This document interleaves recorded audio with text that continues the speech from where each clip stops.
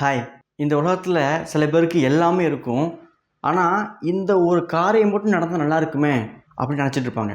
சில பேர்ட்ட பணம் இருக்கும், வசதி இருக்கும், குடும்பம் எல்லாமே இருந்தாலும் இந்த காரியத்தை செய்யறதுக்கு எனக்கு யாருமே இல்லையே, இது எப்படி சாத்தியமாகும் அப்படின்னு யோசிச்சுட்டு இருக்கீங்களா?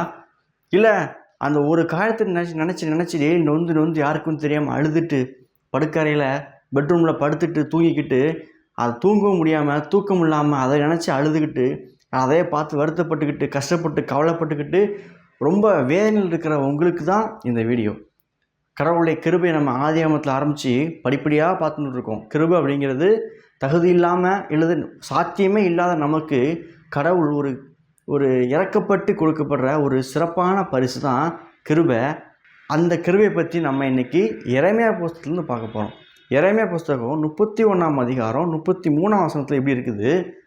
அந்நாட்களுக்கு பிற்பாடு நான் இஸ்ரவேல் குடும்பத்தோடு பண்ணுகிற உடன்படிக்கையாவது, என் நியாயப்பிரமாணத்தை அவர்கள் உள்ளத்தில் வைத்து அவர்கள் இதயத்தில் எழுதி நான் அவர்கள் தேவனாக இருப்பேன், அவர்கள் என் ஜனமாக இருப்பார்கள் என்று கர்த்தர் சொல்லுகிறார்.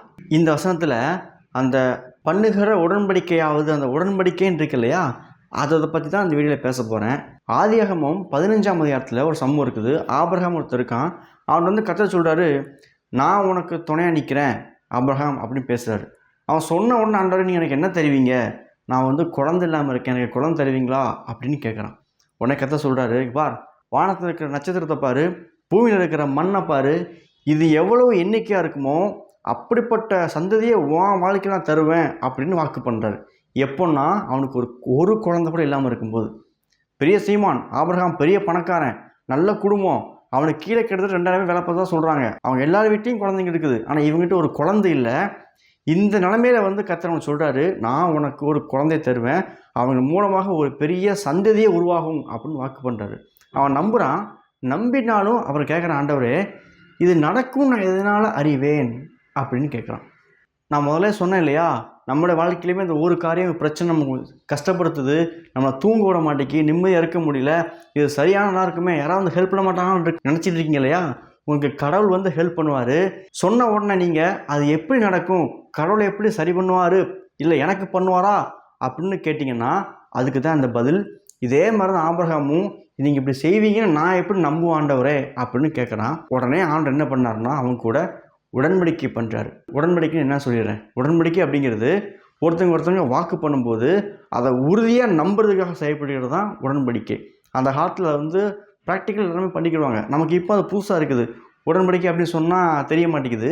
ஆனால் அந்த காலத்தில் நீங்கள் பார்த்தீங்கன்னா, இப்போ 2 ராஜாக்களுக்குள்ள பிரச்சனை இருக்குது அப்படின்னா 2 பேரும் சண்டை போட்டால் ரொம்ப லாஸ் ஆகும், மக்கள்லாம் சாவாங்க, பிரச்சனையாகும். ஸோ உடன்படிக்கை பண்ணிட்டாங்கன்னா எக்காரணத்துக்கு ஒன்றும் இந்த உடன்படிக்கையை மீற மாட்டாங்க. மீறினாங்கன்னா அதுக்கு சாகருக்கு சமம். அதனால் 2 பேருமே சமாதானம் மாறிடுவாங்க. இப்படி ஒருத்தருக்கு அண்டர்ஸ்டாண்டிங்க்கு ஒருத்தருக்கு பண்ணிக்கிறதுக்காக தான் உடன்படிக்கை. நான் ஒன்று வாக்கு பண்ணுறேன் அப்படின்னா நான் அவங்களுக்கு வாக்கு பண்ணி உடன்படிக்கை பண்ணுறது மூலமாக அந்த சொல்ல நிறைவேற்றி காப்பாற்றுவேன். அப்படி நான் செய்யலைன்னா நான் சாகருக்கு சமம் இன்னைக்கு கொண்டுடலாம். அதுதான் அந்த காலத்து ப்ராக்டிஸ். இதை தான் ஆபிரகாமோடு கர்த்தர் பண்ணுறாரு. என்ன பண்ணுறாருன்னா, அந்த காலத்து வழக்கத்தின்படி மிருகங்கள்லாம் கொண்டு வர சொல்லிட்டு மத்தியான நேரத்தில் ஆபிரகாம் கூட உடன்படிக்கை பண்ணி வாக்கு பண்ணுறாரு. என்ன வாக்கு பண்ணுறாரு நான் படித்து காமிக்கிறேன். ஒரு குழந்தை கூட இல்லாமல் இருக்கிற ஆபிரகாம்கிட்ட அந்த உடன்படிக்கை பண்ணி அவங்க கூட ஒரு வாக்கு பண்ணுறாரு. என்ன வாக்கு பண்ணுறாரு தெரியுமா? உன் சந்ததியார் தங்களுடைய அல்லாத அந்நிய தேசத்திலே பரதேசிகளாக இருந்து அத்தேசத்தாரை சேவிப்பார்கள் என்றும் அவர்களால் 400 வருஷம் உபத்திரப்படுவார்கள் என்றும் நீ நிச்சயமாய் அறிய கிடைவாய். என்ன சொல்கிறாருன்னா, உனக்கு குழந்தையே இல்லை, ஆனால் நான் சொல்கிறேன் குழந்தை பிறந்து அவங்க பெரிய ராஜ்யமாக தேசமாக மாறுவாங்க, அவங்க ஒரு நாட்டில் வாழ போகிறாங்க, அவங்க அடிமையாக இருக்க போகிறாங்க அப்படிங்கிறத முன்னாடியே சொல்கிறாரு. குழந்தை இல்லாதவன்ட்ட தீர்க்க தேசமும் கடவுள் சொல்கிறாரு. அது மட்டும் கிடையாது, அவர்கள் சேவிக்கும் ஜாதிகளை நான் நியாயந்திருப்பேன், பின்பு மிகுந்த பொருட்களோடு புறப்பட்டு வருவார்கள்.